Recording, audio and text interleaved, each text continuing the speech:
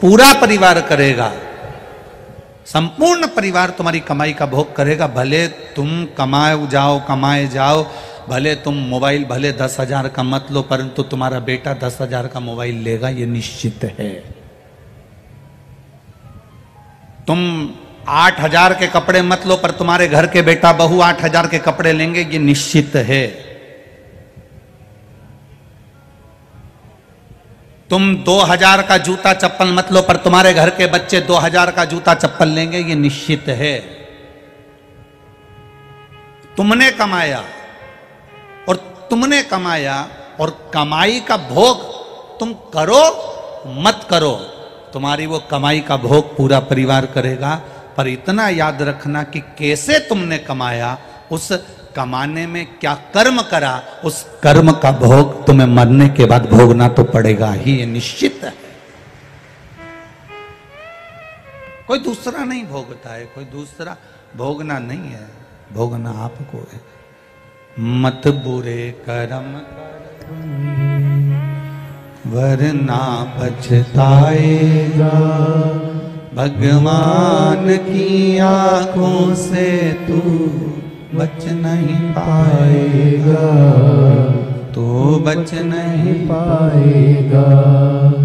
अरे ओ अज्ञानी मत कर नादानी, तेरे कर्म का फल भी तू ही पाएगा, जैसा किया तूने तेरे आगे आएगा। मत बुरे कर्म कर बंदे, मत बुरे कर्म कर बंदे, वरना पछताएगा, भगवान की आंखों से तू बच नहीं पाएगा, तू बच नहीं पाएगा। अरे ओ अज्ञानी मत कर नादानी, तेरे कर्म का दंड तुझे भोगना है, कोई दूसरा नहीं भोग सकता। हमारे किए हुए कर्मों को हमें स्वयं भोगना पड़ेगा। मुख से जो भजन किया है, नाम जप किया है, स्मरण किया है, कीर्तन किया है, मंत्र जाप किया है, उसका फल भी हमको प्राप्त होगा। आज ये किसी ने मुख्य यजमान का पद लिया, किसी ने अभिषेक के यजमान का पद लिया, किसी ने मनोरथी यजमान का पद लिया, विराजमान हुए ये यजमान परिवार।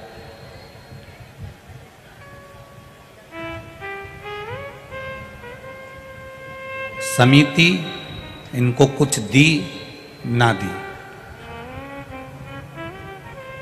समिति ने इनकी व्यवस्था ठीक करी ना करी, पर यह निश्चित है कि वो कालाधिपति महाकाल राजा जिसकी नगरी में तुम आए हो, वो तुम्हारी सुई घड़ी की, पल की, समय की ठीक कर कर जरूर भेजेगा, ये निश्चित है।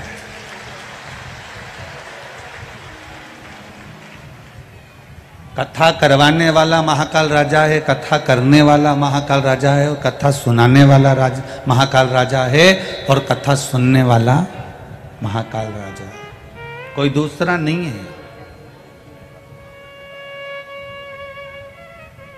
अंजना परिवार जिन्होंने जमीन दी कथा के लिए, उनको भी ये विचार करना चाहिए कि यह जमीन मेरी नहीं है, तो महाकाल को कथा सुनना थी, इसलिए उन्होंने ये जमीन चुनी और यहां कथा हुई।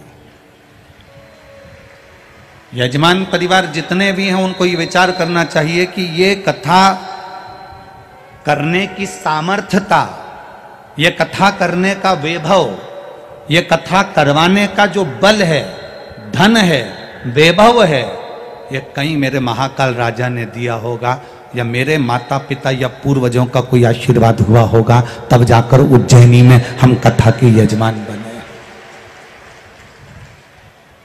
तब हम कथा के यजमान बने।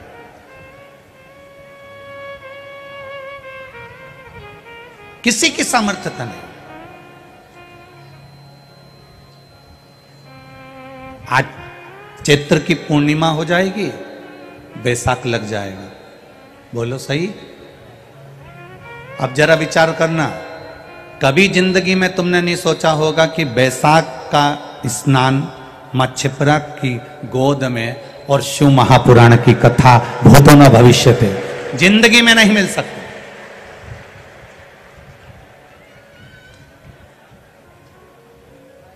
बैसाख के महीने में लोग 5 रात्रि के लिए 12 ज्योतिर्लिंग में दर्शन करने के लिए जाते हैं। क्यों?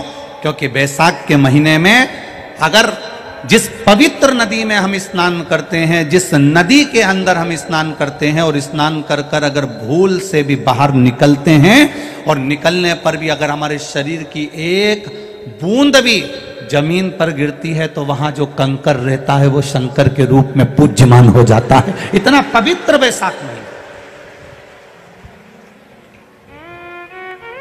अब इस बैसाख के महीने में इतने लोग कहीं